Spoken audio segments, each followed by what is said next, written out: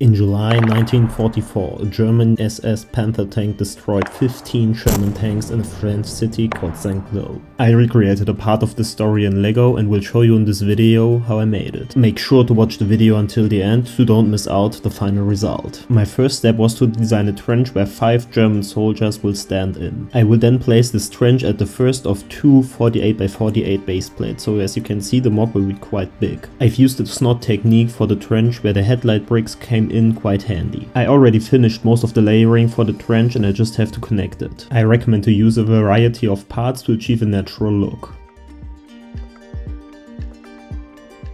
To give the whole MOC a clean look, I've decided to add a black border this time. I've also added a part of the trench system at the base plate. I really love the combination of reddish brown and dark tan parts, and it really gives the natural look of a dirty trench which we had during World War II. I've basically mirrored the recently showed part of the trench and added it to the rest of it. Of course, I've used some different design elements because it wouldn't make sense to completely mirror it. If you want to build a trench by yourself, I recommend a height of 2 plates as I did in this MOC because it perfectly fits the size of a minifigure in my opinion. As the trench is nearly finished, it was now time to add all the filler bricks and plates to bring them at the same level which the trench is. I would love to use only 16x16 plates for that because it is way faster than using all of these 4x8 plates, but unfortunately I don't have enough of them. The second base plate doesn't include the trench and I've decided to skip this part of the build and just show you how I connected both of them. Now I just have to fill in this gap at the front by using this bigger dark tan plate, and I've also added a 1x6 black tile to completely finish the border off. Because of the black border there wasn't space enough for another layer of 4x8 plates, which is the reason for all of these 2x6 and 1x6 plates. All the necessary preparations are finally done and I can continue building all the detailed part of the trench system. To create a natural look, I've created a lot of curves by using wedge plates. Again, I've used mainly dark tan parts and spread in some reddish brown parts for variety. Let's take a detailed look at all the German minifigures. They are part of the 2nd SS unit Das Reich and all wearing .44 camouflage except of one. Speaking of minifigures, I am glad to announce that we now offer custom printed minifigures in our shop called Bricks of Valor. Feel free to check it out. Beside that, we dropped the Normandy collection, which includes this leichte Feldhaubitze 18 as well as a Panther Tank OSFG and the British Chrome Build tank. Feel free to check all of the products out if you are interested. It really helps the channel and support me, which I would really appreciate as this is a lot of work, guys. Thank you. You can find the link to the shop in the description down below. I had to design these trees off camera because the design is very complex and would take a lot of time to record, but I hope you are fine to see the final result only. Let me know in the comments down below if you want to see how I made this tree and I will make a short video about it. And this is a point where a MOC really comes to life, when you finally can start designing all the detailed layering. My long-time subscriber already know that I love to mix tiles and plates for that. This huge tower of a church is the real eye-catcher of my MOC and was actually inspired by the real building in St. Cloud. I've spent a couple of hours and included a bunch of cool techniques to build this final thing, and I think it really turned out great. The tower itself was surprisingly undamaged, only the glass was broken. To cover all the annoying filler bricks, I've decided to just add a black wall over there and added some final design elements at the top. I am sure you are curious where I want to place this tower and how it looks in the MOC, so here you go.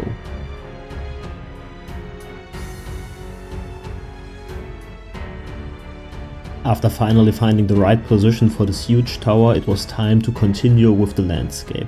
This time I've also included a lot of greenery as well as reddish brown stand pieces to make the look of the nature quite unique. Beside the dark tan pieces, I've also included medium nougat pieces into the road because I've decided the road would look too plain if I would only use dark tan. At the other side of the road, I've again added a lot of green parts. Let's take a closer look at my custom Panther tank. The Balkenkreuz and turret numbers are printed and also included in the building kit. In my opinion, these prints add a lot to the model. I've decided to let the Panther drive through the greenery. Next, I've continued the road, so let's take a look at this time lapse pretty quick.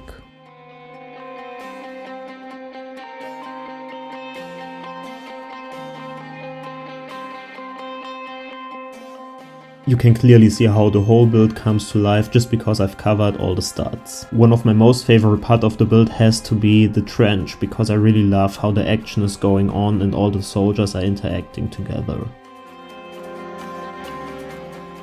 To add even more color to the road, I've decided to implement some dark bluish grey corner tiles. I've again designed the second building of this MOC off camera because the design process was quite complex. I especially love the curved look of the window and door. To fit the look of the trees, I've decided to add olive green foliage on the side wall of the house. I've then continued the endless layering process, but I have to say that I really like it because it is just super satisfying to look how the MOC is finally done.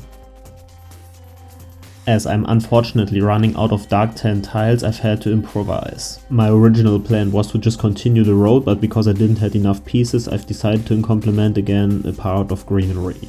But my next problem was that I didn't have enough green leaf pieces, which is the reason for all the dark green leaf pieces, but in my opinion they also fit quite well into the scenery.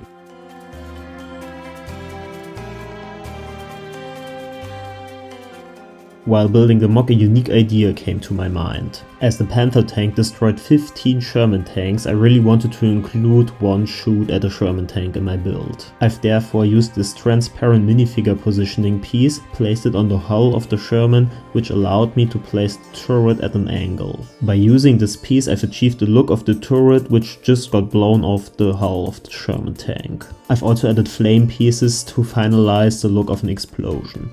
I've also added a 1x1 Technic brick which simulates the penetration caused by the Panther shell. As I am running out of tiles, the Sherman tanks came in quite handy because I was able to place regular plates underneath them, as you won't see these studs in the final result. Now I just had to finish the layering around the Sherman tanks.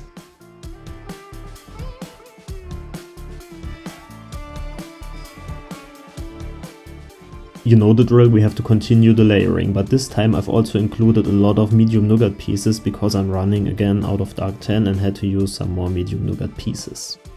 Here is also a close-up shot of the 3 US soldiers I will include in this MOC.